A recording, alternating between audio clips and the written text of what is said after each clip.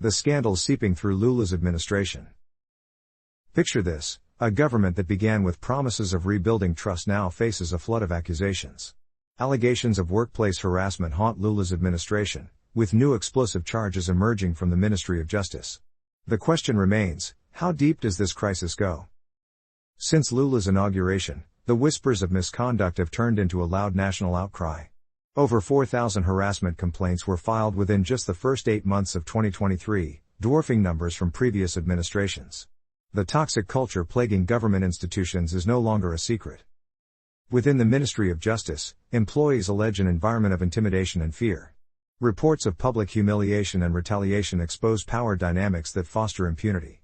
High-ranking officials, once seen as pillars of justice, are now under the spotlight. Workers say their voices remain unheard and their concerns dismissed. At the start, Lula vowed to enforce zero tolerance against harassment, a promise that inspired hope. Yet, with these mounting scandals, his government's actions tell a different story. The inaction to effectively address allegations has left a noticeable gap between rhetoric and reality. This year alone, harassment reports quadrupled compared to the previous term. While this increase may reflect more awareness about such issues, it also points to a worsening culture within Brazil's public institutions. The disturbing trend demands urgent attention to expose and address systemic flaws in the administration. Victims speak of being silenced by threats of retaliation.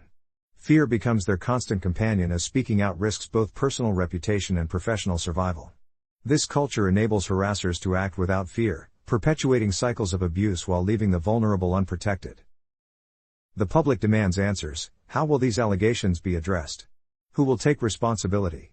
Analysts argue that the lack of decisive action erodes not just institutional trust but also taints Lula's broader governance. Accountability is now a central call, not just for the victims, but for Brazil's democracy. As national headlines explode with these accusations, Brazilians are grappling with rising distrust in their leadership. They question whether Lula's government values the welfare of its workforce or if political interests override ethical safeguards. This moment is pivotal for Lula's credibility and legacy. Experts argue that rooting out harassment requires more than just reactive measures. It demands systemic shifts, from better reporting mechanisms to proactive prevention training. A government's institutions reflect its leaders, and it's time for Lula's administration to revamp its workplace policies transparently and equitably. The time to act is now.